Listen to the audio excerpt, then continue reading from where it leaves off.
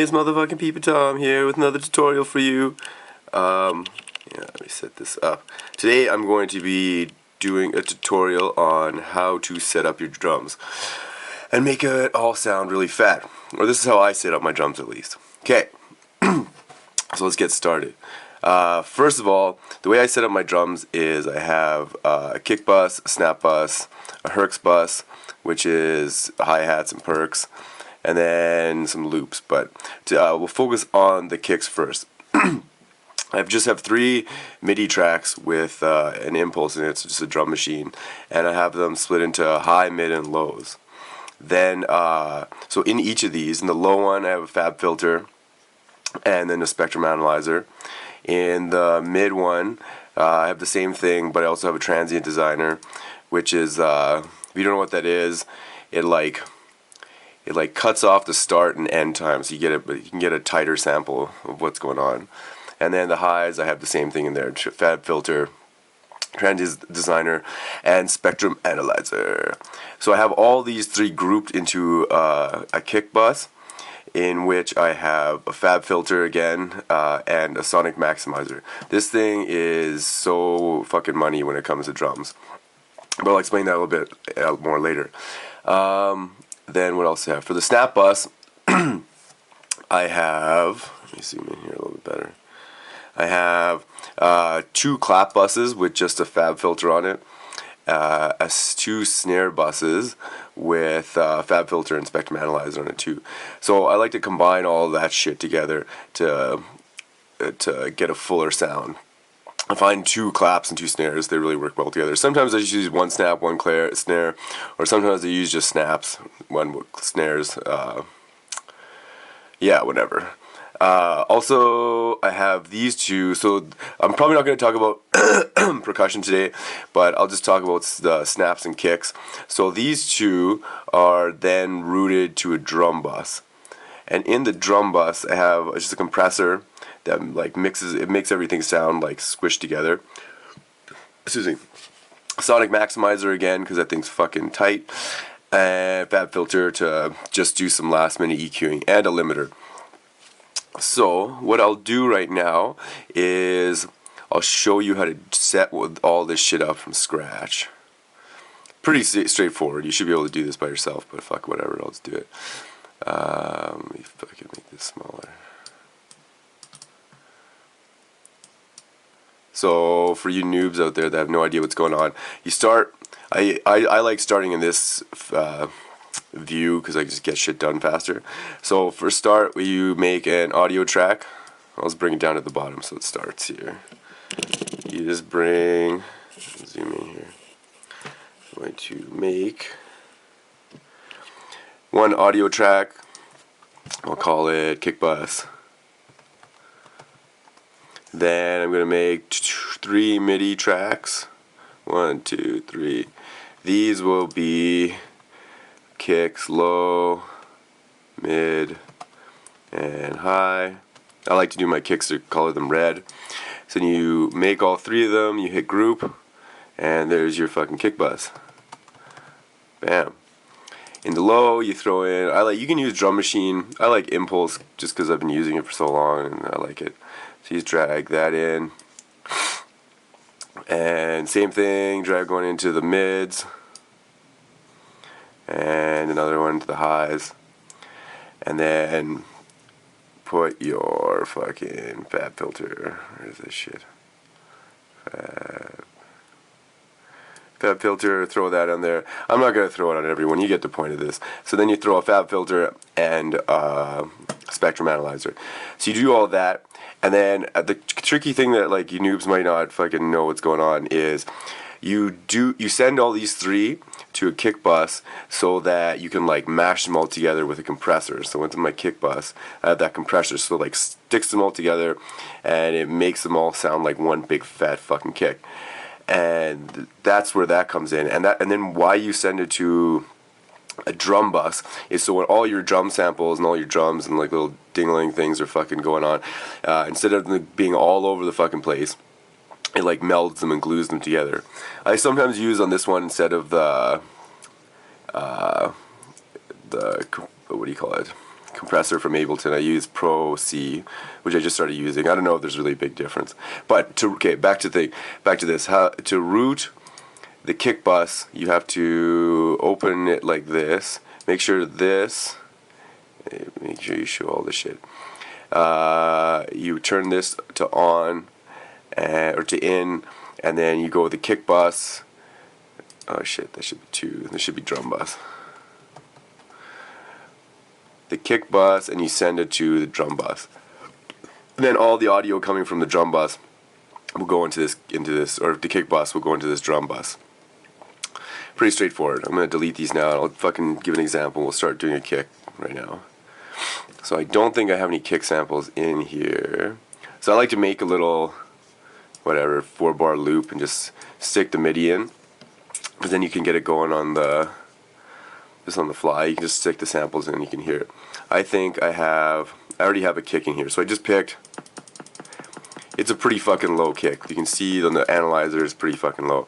So what I do here, okay, here's an important thing you have to do. It's a pain in the ass. You're gonna hate me for fucking telling you this. Some guy told me about it, one of my buddies, J-Rock, and fucking, it really makes a difference in the songs. You have to put your kicks in key. So I don't know how you do it in other software, but with Ableton, if you open up the Spectrum Analyzer, when you play the kick, let me solo this kick. It's going to come out like this. So the point at which it's peaking, you put your mouse over to it, and in the bottom left hand corner it'll give you a note. So if your tracks, this one's in G, so I transposed it down 1. So I guess the song that I was working on before, it was in G. So now you have to make sure all your fucking samples, kicks, everything are in G. Cause then they just mix better in the song for some reason. I don't know, it actually works. It doesn't make a difference. I never knew it before, but it does. So for this thing, so I have this fucking pretty deep kick, and I have Fab Filter on here, which I've just, on the low kick bus or kick channel, I just cut off all the highs. So it's just a fucking pure bassy kick action. Then I stole the next one, the mids. I think I might have a sample in here. So if I turn off this shit, it's like a mid-range kick. You gotta choose your samples. Different genres have different genres have different kicks and all, like, so you just gotta pretty much like listen to your favorite tracks and play it by ear. But this is the one I chose for whatever reason. It's like a mid kick. Again, it started like this, which is a lot lower, and then I transposed it up so I could get it to G. Okay, so from there, then I went into the Pro Q, and I turned that on, and I boosted up the mids a bit, cut out the highs, cut out the lows, and boosted at fucking 4,500 or 1,000 hertz. You gotta do that all by ear. There's no set formula. You gotta just play around and fuck with it to get it right. I threw on a Transient Designer because I didn't like how long it was. Listen to it without it. And then with it, it's a lot more punchier, like the attack. I think I turned the attack down. No, I turned the attack up. Yeah. So that is the mid kick, and then let's see the high kick. I'll turn this off. Yeah, again, the high kick sounded like this, and I transpose it up 6 to get it in the G. And then for the high kick, I boosted the highs and cut the lows out completely because you don't want any of that bullshit going on down there. And then I rolled off the highs too, so you don't want the super duper highs. That just sounds like fucking bullshit. Same, put a Transient Designer on it just to sharpen it up a little bit. So once you have all those 3 things together, then you can start mixing it down. So I usually keep the sub kick up kind of high. I put it down to I'll go over this and zoom in a little bit more. There we go. I hope this is fucking clear. So yeah, I also like to do it in this view because I can use the direction arrows to go down by like solid increments as opposed to fucking 5.3 or some bullshit. It just gets fucking messy that way. So I turn these two off, and then I start with the low kick. Then I turn the high kick on, and then I just drop it down. Usually pretty low. I've been liking kicks to have like kind of like deep house kicks lately on most of my songs. They're fucking sounding pretty tight. So more and more like Complextro and Electro uses more punchier like mid-range kicks. So this is pretty snappy. And throw on the high. It's fucking way too much high going on there. There. So this is it without the, then I go, so that's kind of mixed down. This is kind of a shitty job. I'm just doing this quickly, but so those are kind of mixed together. Then in the kick bus, I throw on the compressor to like get them, yeah, pretty much tighter together, gel them together. I just use the drum. I'll go down here. I just use the drum compressor, the standard Able one, just this kick drum. That's what I fucking use. And then I have in Pro Q, I just raised it up a little bit at 8500 hertz. Just because I wanted to, it just sounded better. And then the Sonic fucking Maximizer. If you can actually hear the difference in the song, it's pretty shitty on this fucking camera speakers, but this thing is fucking the tits. So this is it without it, and then this is it with it. So everything just sounds so much better. It's fucking awesome. So that's basically how I do my kicks, and then yeah. So I'll zoom back out here a little bit.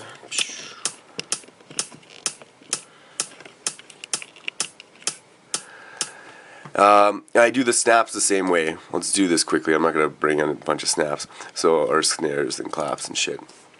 So I'll just do this first one. This is the claps.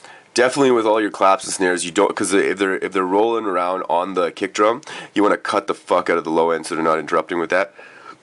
Excuse me. And then yeah, this part I found it was too much going on here, so I cut that shit out.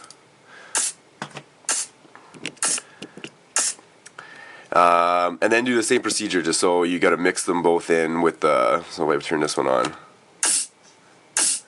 A snare and a clap, sounding pretty tight, and then the snap bus molds it all together. Do some like last minute EQing, and then all that shit is sent to the drum bus, where here I'll let you hear the kicks and the claps first. So drum bus. So they sound pretty good. It sounds like the claps may be too high. So this is where the mix gel comes in. So I just use the standard plug-in Ableton one with compressor mix gel, and fucking throw the old Sonic Maximizer. Just tightens everything up. But it tightens everything up, but then it kind of adds like a little bit too much to the top end. So sometimes I will, like in this case, it's like throwing up mad EQ action over here. So I'll just bring this down a bit.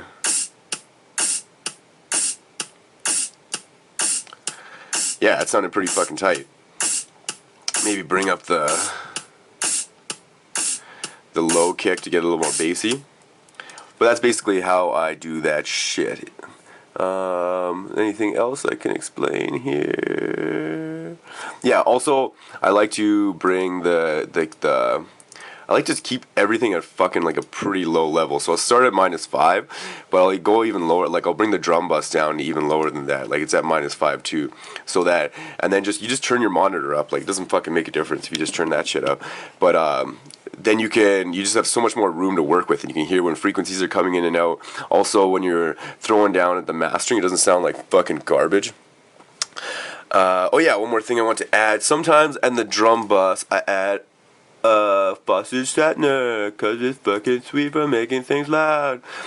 Where is fucking Foster Statner? It's good for most of the time, but then sometimes it kills your fucking lows. So I haven't been putting it in lately, but if I find, that's another good thing to get out your drums all tight and sounding fucking pretty loud. But it does kill your lows sometimes, so be aware of that shit. Anyways, this is my tutorial on how to make fucking pretty tight drums. Yeah, everybody say yeah. Tom on the plane and Tom in the train. Tom on the corner and Tom on the lane. Tom in the tree and Tom in the room. Everywhere you go, we just be